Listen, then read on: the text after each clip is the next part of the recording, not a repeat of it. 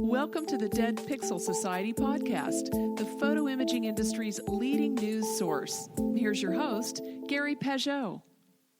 The Dead Pixel Society podcast is brought to you by Mediaclip, Advertech Printing, and Independent Photo Imagers. Hello again, and welcome to the Dead Pixel Society podcast. I'm your host, Gary Peugeot, and today we're joined by Dr. C. Daniel Miller, and he's the copyright detective. Hi, Dan. How are you today? Good morning. I'm great. Thank you. So, Dan, tell me about your journey into becoming the copyright detective. You've got a long history of being involved in copyright. What made you decide that this is the thing you needed to focus on?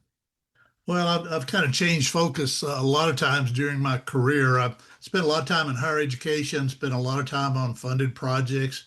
I actually did a stint as the director of the NASA Classroom of the Future when the internet first came out. So I've always been interested in technology, if you will, and I actually love change. So to me, it's not a freight train that's going to run over you. It's a freight train to jump on board and see where it takes you. You may remember the housing collapse back in 2008. Sure. One of my stints I was working with architects designing internet technologies for buildings and facilities, and the market crashed. So my wife had been involved in copyright and copyright clearances and all of those kind of things. So I got involved with her when that happened and sort of redirected my focus. So I've been doing copyright clearance projects since 2010, been doing presentations on copyright and the basics of copyright and all that. And then, more recently, I was asked to do a presentation on copyright and artificial intelligence. So that got me off on the tangent that I'm currently on, is trying to figure out AI and what the implications are if you use AI. And there's some serious implications out there. So before we get into the implications of AI, which is Yes. now, let's talk about some of the basics of copyright, because there's still a lot of misunderstanding, especially in the consumer world, not necessarily my audience who are, in the industry and really kind of understand copyright, but really nothing's changed despite the change in technology. No, basically copyright law was designed from the beginning, the foundations of the country, to encourage creativity. And the way that the copyright laws encourage that is to give the owner of the creative works a monopoly for a period of time. And now it's the life of the author plus 70 years. So, your heirs of your estate actually can afford the value of copyright protection. It's trying to encourage that. Now, AI, of course, is changing the dynamics of all that, but it's all very unsettled. It's all so new. Some of the rights to reproduce your work, the right to make a derivative of it. That's where some of the challenges are coming in now when AI is getting involved in that. So, let's talk a little bit about the derivative work piece, because that comes up a lot. Yes. Where you would have, okay, let's say, for example, I'm running a camera store, right? Or a photo lab, retail, and somebody walks in and they want to put someone's school picture and they've added some text to the picture. They've modified it slightly or they cropped it or whatever, and they want to put that on a t-shirt or a mug. That's a copyright violation, right? Yeah, because they're making a derivative from the original. It's two levels of copyright infringement. First of all, they didn't have the right to do anything with the photograph that someone else took. That belongs to the studio, or if you or I took the picture, we actually own the rights. So possession of the photograph does not give you any rights. Right. And then I do a double whammy if I modify that. So let's say I take a picture, you send me your picture. I paint on a beard and give you glasses and change the color of your shirt. I made a derivative of that photograph. So that's another level of infringement, if you will, because only the copyright owner has the right to make a derivative of the original. But what about people who are saying, like, I'm doing like commentary or something like that, that's a free speech application? How does that come into play? Well, there are some exceptions to fair use. That's really what we're talking about. And doing a critique is one of the things in the language of the law that allows you to use a copyrighted work, if you will, to make a critique.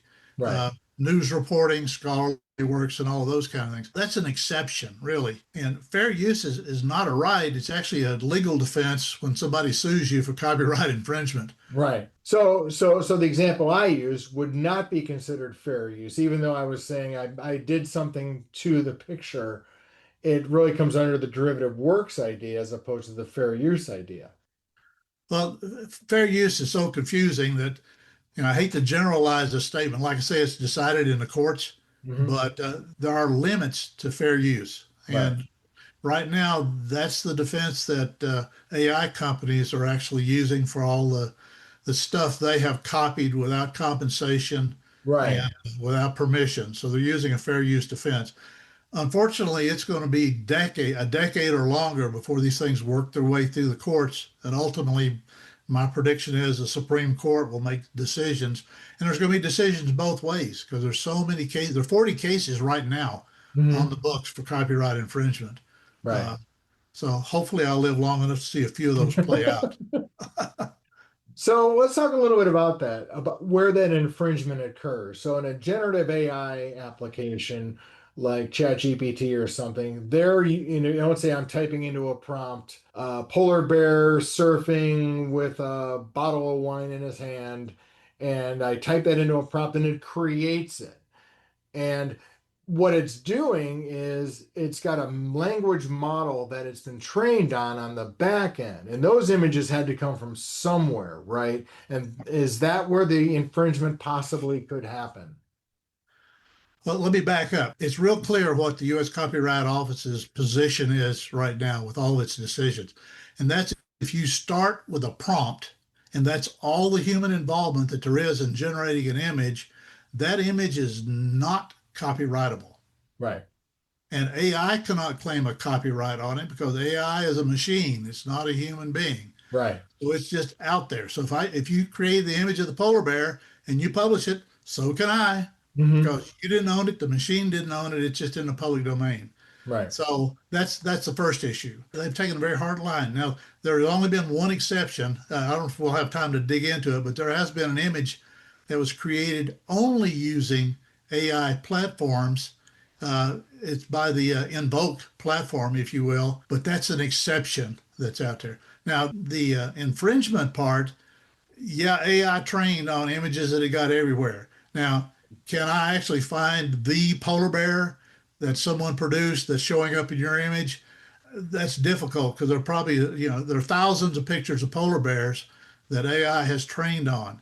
So the way I like to think of it is all that stuff has been run through the wood chipper. And there are Right. many pieces out there, and AI has labeled all of those, and there's a code for Mhm. polar bear, big polar bear, small polar bear, whatever, walking, running, standing, swimming. So Mhm. finding the infringement piece is very difficult unless you can actually find an exact image. Now, Perplexity actually is doing something. The initials are RAG, and they are actually going out in real time when you do a query, and they will pull an image off of a website. Mhm. So that's one place you really have to be careful. And in my view, they clearly have done copyright infringement because I can go ahead and find that image. Now they Right. have clearly So it's infringed. not generating an image, it's just sourcing it from somewhere else and They copying it. copied it Yeah. and fed it back to you. Yeah. That's infringement, clear and simple. In the part of generative AI where you have the large language model of a polar bear. We'll stick with the polar bear example. Why are people upset about that? All right, let's flip it on its here. Let's say you've been shooting stock photos of polar bears for years. Why do you even care if a model is being trained on your images? Well, you don't know what piece of your work is actually showing up. Mhm. That's part of the problem. Again, if you think about the quantity of stuff that's out there, Anthropic has been in the courts. They actually got over 7 million books, for example, Right, that from pirate sources, and they're going to court for piracy right, now for that. So again, the problem from the creator's point of view is how do I know that that piece that I see and what you generated is actually coming from me? That's the difficulty. right, Now, if somehow the generation of that polar bear image infringes on my ability to make a living with that, that's the basis of a lot of these lawsuits. And that's one of the right. things that the plaintiff is going to have to prove is did that somehow impact my livelihood? But is copyright necessarily tied to livelihood? It doesn't have to be. You Right, can that's use what it. I'm saying. Okay. Yeah, you can use it for marketing all day long. And if you're not trying to copyright whatever you produce, what's the issue? Right. It's more a matter of, you're taking work away from me. Right. So that would be how I'd approach it. But But the way the law is written, it's not necessarily to protect the financial interests. I mean, it is, I guess, from the way you explained it earlier. But I guess what I'm saying is that is the end goal of someone who's upset about their polar bear images being used in a language model that they're not getting, that there could have been a time where their polar bear could have been used in that picture, in that composition. yeah, the thing about loss of income is one of the fair use factors. Right. So this goes back to the whole fair use argument of, Sure. what right does an AI platform have to scan anybody's work that's out there without compensation and without Sure. acknowledgement, either one. Sure. So, and again, part of it is the lack of acknowledgement. So that's plagiarism.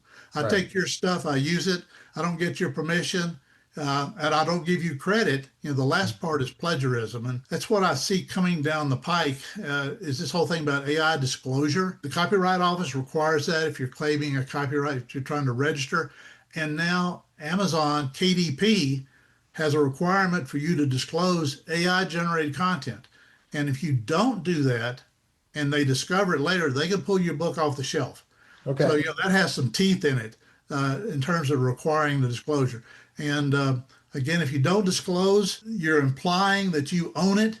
So that's being dishonest. So that gets to the heart of it on another plane, if you will. Okay, so let's talk a little bit about like enforcement actions that you said there's 40 lawsuits, give or take, happening at any given time, it seems like on Yeah. this. Yeah. So what is the point of a lawsuit in the sense that do you think you're going to be remunerated? Do you just want to stop the behavior or get acknowledgement? What's the objective of some of the folks with the lawsuits? All of the above. But Okay. copyright law has some serious teeth. So the case against Anthropic, where they pirated 7 million books, Right. if the damages are found at the maximum level, it's $150,000 per infringement, plus court cases if you do it properly. Right. So if you take 7 million times 150,000, it's $1 trillion. That's with a T. So that's some serious change. I don't Right. care who you are. Right. Now the judge has already said, well, it can't be that. That's ridiculous. But the conversation is left open to the billions of dollars in fines for that copyright infringement if that's proven. Disney and Universal now has sued Midjourney. Midjourney is one of the big producers of images out there. Sure. And if you look at the court filing, they have 199 instances. They have a Homer Simpson, and then you see Midjourney's Homer Simpson. You can't tell the difference. There's C-3PO from Star Wars in there. One of them has longer legs than the other one, but beside that, you can't tell the difference. So Midjourney, they're up against some heavy hitters with Disney and Universal Studios, and it's the first time a studio has sued an AI platform. That just happened in June. Mhm. So there is some serious reproduction if you do win a suit. Copyright infringement. And an individual can bring a suit like that too. Now you have to have deep pockets though to keep going after these big boys that are, the AI platforms, because they have some serious backers like Microsoft as well. Sure. So let's go to kind of the liability on the output side. Let's say, for example, I go to Midjourney, I get a C3PO, I put it on a coffee mug, and I start selling it in my store. What's my liability there? I'm not an attorney. I can't really get into that. Sounds to me like there'd be liability there, though. But if you look at the terms and conditions, a lot of these AI platforms, they say you are responsible for how you use the output. Okay. They just put the monkey on your back. Right. So, if you use AI, and that's part of what I try to do is I tell people, these are the dangers and here are the advantages and here are the disadvantages of using AI. Yeah, sure. And you need to know you may be opening yourself up for liability as well. Yeah. Because that's where I think, the thing is people think, oh, it's on the internet, I can use it and, I can do something crazy with it and have fun. And maybe you can, but if you start, making products out of it, then that's a challenge, right? Yeah, when you get caught, that's when the challenge is. A lot of people get away with it for years or forever. Right. But I'm very conservative. I'd rather ask permission than spend one day in court trying to defend myself when it's indefensible. Yeah. So I think that's one of the things I think people struggle with is just in general is, especially in the, volume photography, the school photography space that I'm involved in is that, what's getting with me, I think for a second, just people, screenshotting, uh, the consumers are screenshotting the pictures that are on their screen and then they're using they're violating the copyright. They try and put watermarks on the picture, and then there's all these little like Facebook groups that are removing watermarks. And it just seems like, and then it's almost like, well, why should I spend time even chasing that for a $5 picture, right? It's a challenge. Yeah. And part of the problem with AI, there are no guardrails on AI yet. Right. But even then, for even just basic copyright infringement, right? It's still it's because of digital technology is still a challenge. Oh, it's easy to do. It's too easy to do. That's part of the problem. Yeah. I see it all the time, even on LinkedIn. People will respond back and they'll slap an image up there, or they'll put a news article in their LinkedIn post, for example, and they don't realize they just created copyright infringement. Mhm. So on the creator side, what's been happening with like copyright registration and how does that protect you? Okay, so you basically have a 90-day window that you need to apply for registration, because you cannot bring a lawsuit until you actually get your certificate of registration, Right. or actually apply for the registration. Then once you get your certificate, you can bring a lawsuit. So if you do it within that 90 days, that's when you can get statutory damages, and that's where the maximum of $150,000 per infringement, plus reimbursement of your attorney's fees if you win the lawsuit. Right. So that's a big difference. So you have to go through the application process to be able to actually take advantage of the protections that you have. Your work is protected from the moment you put it in a tangible form, but you can't do anything about it until you've actually filed a registration.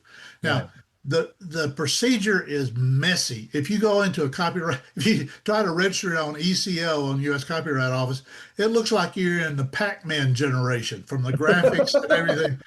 They're changing it, and hopefully it's going to be a lot better. But I don't know when it's going to be coming out. And the AI piece of that is very confusing as well. They want a simple explanation. I used AI to generate an image. They want some simple language, and then you can add supplements that you want to actually explain it. So when I did, I've done PowerPoint presentations on copyright in the age of artificial intelligence, and I actually filed an application to register that. And I actually spent a couple of hours with an examiner from the U.S. Copyright Office, which astounded me that they would do that. Right. And basically, he was trying to pull out of me how I used AI. I didn't have the language at that time to explain it simply. I do now. So essentially, my PowerPoint presentation is copyrighted, along with the verbiage that I used in the presentation. So it can be a kettle of worms as you go through the process to actually give yourself as much protection as you can by registering the work. Yeah, but you can do for images, I think you can do bulk registration, Yes, correct? absolutely. Which I think is important. It's a whole lot cheaper. I did a single image was $65, and I don't know whether you can do 10 or 100. I don't know what the quantity is, but you can do large batches. Even things like blogs, you can also register a group of those at one time. So that's the way to go. Is at least give yourself something that you can prove that you own it. That's another reason for doing the copyright registration is you have legal documentation that you own that content. Right. Well, that is the challenge because I think someone can be found to have violated your copyright, but they can't collect damages if you haven't actually registered it. You can collect damages, but they're minimal. You have to prove that, I lost this much income because you did that. Well, what's Right. that going to be? $50, $100, it's going to cost you more than that just to file the lawsuit. Right. Where do you think this is going in the near term in terms of how people will be using it? Do you think there's going to be like disclaimers on the front end of these platforms to coach people, or are they just taking the idea that, well, we're here to generate revenue and it's the Wild West and we'll let it go and we'll let the courts settle it out? I'm afraid it's the Wild West right now. There are platforms out there that actually license the content that they use to Yeah, train on. absolutely. So I think trust is the big factor that's happening. Mhm. And one of the problems we have right now with AI, it's a thing called AI hallucinations. And they will give you an output that looks feasible and everything else, but it's garbage. They make stuff up. So now, anytime I do an AI prompt in there, I'll get an answer back and I'll ask it what's its confidence level and what it output. Right. And it'll actually break it down. Well, I'm 73% confident that blah, blah, blah, but I'm only 40% confident in something else. And a key to this whole thing is the whole Reagan said it, trust but verify. And now I say don't trust and always verify anything you get out of AI. So Right. I look at the sources. And I have one example. I was trying to find the hourly rate of a CPA, and I put it in, and it gave me an answer. And I looked up one of them. And the best way I describe this, it was a chat group from Bubba's Bait Shop in Biloxi, Mississippi. So, so I don't want to play, make any decisions based on a chat group in Biloxi, Mississippi from a bait shop. So check the sources of all Mhm. the stuff that you get out. AI hallucinations are getting worse, not better. There's a Right. study I found that 30% of the big major platforms, 30% of the output is hallucination. And in new AI platforms, it's as high as 79%. So Mhm. if you think about that, 79% of what they tell you is wrong. So, be very careful if you're using AI content. Now, it's a tool. I use it Right. every day. I use it to find, I'm trying to get copyright permission for something. I'm trying to find somebody's contact information. And I'll go in and I'll use two or three platforms, starting Sure. with Google a lot of times. And I'll compare the answer of one platform versus another platform. Sure. From an imaging standpoint, is there a resource for AI engines that are using licensed content? Uh, again, I would put in an AI prompt and ask for to That's true. Why identify didn't I that. just ask an AI for that, right? But then it'll Well, be 79% wrong though. So. yeah, well, that's why I use several of them. I use Perplexity, I use Chat, I use the Gemini, I use Claude. Mhm. So I'll ask the same question to all four of those, and I'll ask them what's their confidence in each one, Mhm. and then I'll sort, and then I'll go to the sources that they cite to try to find the right answer. Mhm. So I don't, again, don't trust and always verify. It almost seems like it's almost more work, I think, than a straight search. If you think about the old Google search, I might get 10 million hits. Well, by the time I get down to page 3 on those, I'm out. Right. Forget it. Yeah. But at least with AI, they're going to take those 10 million and they're going to boil them down into 20. Right. So if I'm using four platforms, I might have 80 different sources that I'm looking at instead of 10 million. It saves work in that regard. Mhm. But and I get a lot of very useful information. I use it to brainstorm ideas. If I get stuck on something, I'll Sure. run something by it and get a reaction from it. And a lot of times it'll jar something loose in my head and let me move forward for that. So it is useful. It's a tool. Tools can be abused though. It's like a hammer. You can build a house with a hammer, or you can tear a house down. Right. So in that sense, we're all carpenters trying to learn how to use AI as a tool. One of the things that I think is kind of causing a lot of consternation is, of course, is the way it's being used. But, people in the photo world, people have been manipulating images for years. I mean, for hundreds of years, actually, if you go back, to either staging photos or but dodging and burning and or cropping and negatives. And then when Photoshop came, that was a digital way to do it. And there was people who were going to say that photography was over because everything can be done in the computer.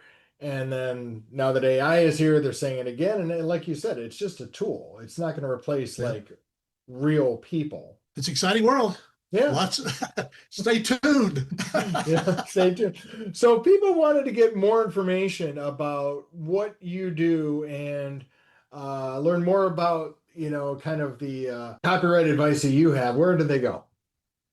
It's easy to remember. Thecopyrightdetective.com. Awesome. And you're available for consulting and for people to just learn more about what you've researched.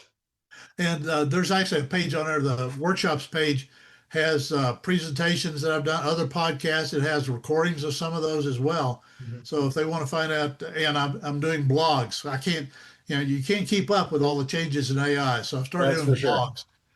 So that's an easy way to find out what I'm up to, and just hit the contact us and pop me a note. I'll reply back. Awesome. Well, thank you much, Dan. Great to talk to you about AI. I'm sure we're going to have this conversation again in the future when all this stuff continues to change. So thank you so much for your time. You're quite welcome. Enjoyed it. Thank you. Thank you for listening to the Dead Pixel Society podcast. Read more great stories and sign up for the newsletter at www.thedeadpixelssociety.com.